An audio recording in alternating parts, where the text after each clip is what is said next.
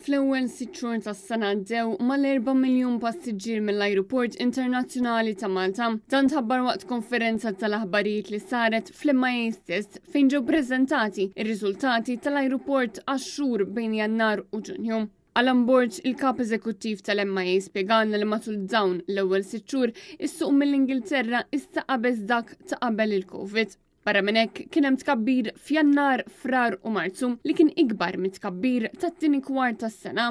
Aħna x-xogħol tagħna huwa mhux li nibqgħu nkabbru neċessarjament is-sajf, imma nibdew naraw bilanċ fis-seasonality ta' pajjiżna. Ġifieri overall kuntenti ħafna, rajna li fil-leaderboards tal-kompetituri tagħna qed naqbduhom b'mod sostanzjali. Ovvjament konxi li the sky is not the limit, imma importanti li nibdew nkabbru b'mod sostenibbli tul is-snin li ġejjin. Barra minn hekk Alan Borg spjegana li sal-aħħar tas-sena lan huwa li l-Ajruport Internazzjonali ta' Malta jilqa' il fuq minn 8 miljun passiġġier u għalhekk li hemm bżonn li l-ajruport jikber fid-daqs.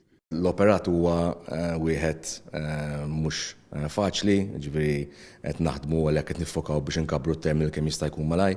Bdejna mill-list tat-terminal ħankomplu qegħdin fil-ferja oħrajn ukoll. Il-viżjoni tagħna li ftul ta' żmien l-airport tagħna nirdoppjaw fis-sajż. Imma ovvjament m'għandniex il-lussu li nagħlqu l-airport u nagħmluha, allura tieħu iktar ħin u l-planning jieħdu iktar fit-tul. Però il-commitment tagħna huwa hemmhekk. Il-kap eżekuttiv spjega ma' Net News il-pjan biex sas-sena 2050 jilħu miri speċifiċi li se jgħinu l-kumpanija tiġi carbon neutral. Ftit snin ilu ħadna commitment li sa 2050 nkunu net zero, ġifieri l-emissions tagħna kollha ikunu made up for basically.